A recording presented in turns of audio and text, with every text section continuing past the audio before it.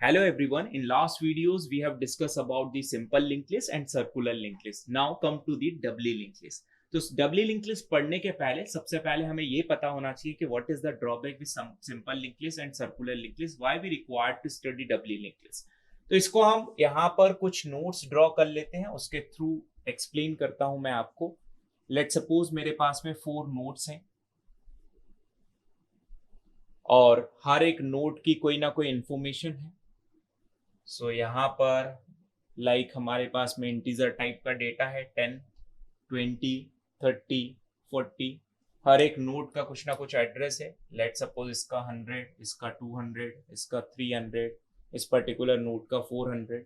इसके नेक्स्ट में 200 होगा, इसके नेक्स्ट में 300 होगा, इसके नेक्स्ट में 400 होगा, इसके नेक्स्ट में नल होगा क्योंकि कोई भी नहीं। ये बेसिक्स हैं, ये ऑलरेडी हम डिस्कस कर चुके हैं, ये मैं आपको बता चुका हूँ।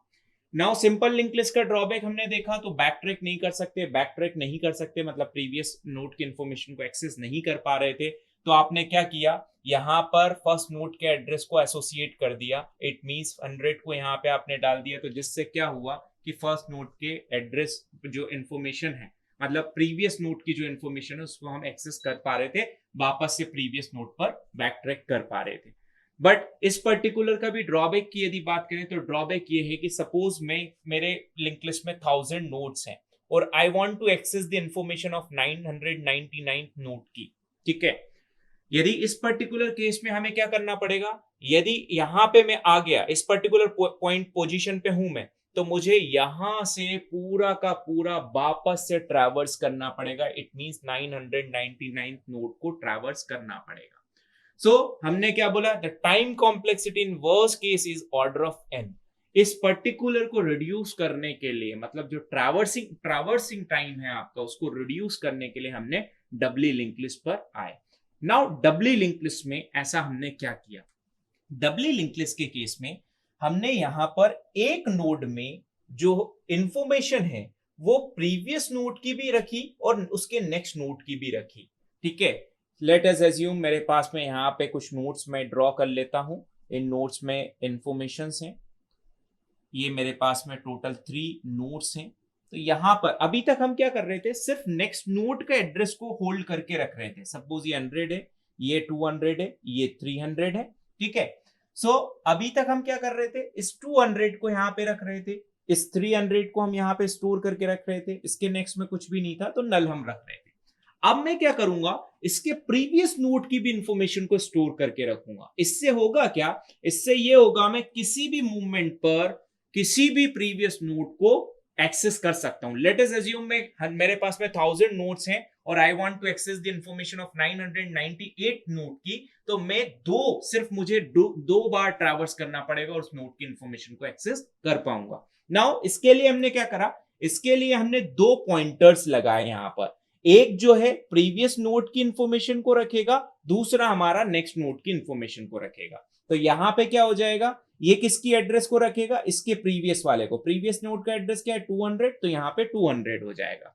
इसके प्रीवियस नोट की इंफॉर्मेशन रखेगा, बट इसके प्रीवियस में कोई भी नहीं है, इट मींस नल। इसके प्रीवियस में कोई नहीं है तो नल, फ्रंट वाले नोट के, लास्ट वाले नोट के नेक्स्ट में कोई नहीं है तो नल।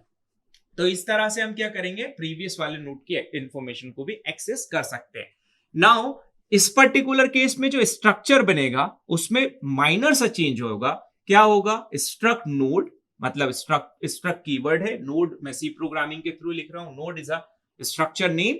तो यहां पे हमारे पास में क्या चेंज होगा, एक तो मेरे पास में इंट में मैंने डेटा ले लिया, आप किसी भी टाइप का ले सकते हैं, और यहां पर जो स्ट्रक्ट नोड है, नोड टाइप का मेरा एड्रेस होगा, क्या क्या होगा, एक नेक्स्ट और क्या होगा, एक प्रीवियस। स्ट्रक्ट नोड प्रीवियस, तो प्रीवियस को ले लिया हमने। तो ये क्या बन गया मेरा इस पर्टिकुलर केस में, यदि आप देखें तो इस पर्टिकुलर केस के लिए स्ट्रक्चर हो गया डबली लिंक लिस्ट का। अगेन डबली लिंक लिस्ट में यदि आप बात करें तो वही सारी एल्गोरिथम जो हम ऑलरेडी पढ़ चुके हैं, 3 algorithm for insertion, 3 algorithm for deletion. 3 algorithm insertion में मतलब फ्रंट में इंसर्ट करना है या लास्ट में इंसर्ट करना है या एक पर्टिकुलर किसी पोजीशन पे इंसर्ट करना है, सिमिलरली डिलीट करना है, तो सारी चीजों में हम डिलीशन परफॉर्म कर सकते हैं। नाउ यदि आप अगेन सेम इसके भी टाइम कॉम्प्लेक्सिटीज की बात करें किसी भी पर्टिकुलर नोड को इंसर्ट करने की, तो again order of N in worst case यदि आप लास्ट में इंसर्ट कर रहे हैं तो फ्रंट में इंसर्ट कर रहे हैं तो ऑर्डर ऑफ 1 हो जाएगी, इन बिटवीन कहीं इंसर्ट कर रहे हैं तो एवरेज केस में ऑर्डर ऑफ n हो जाएगा. सो सारी एल्गोरिथम्स को हम 1 by 1 करके नेक्स्ट वीडियो में डिस्कस करेंगे. Thank you so much.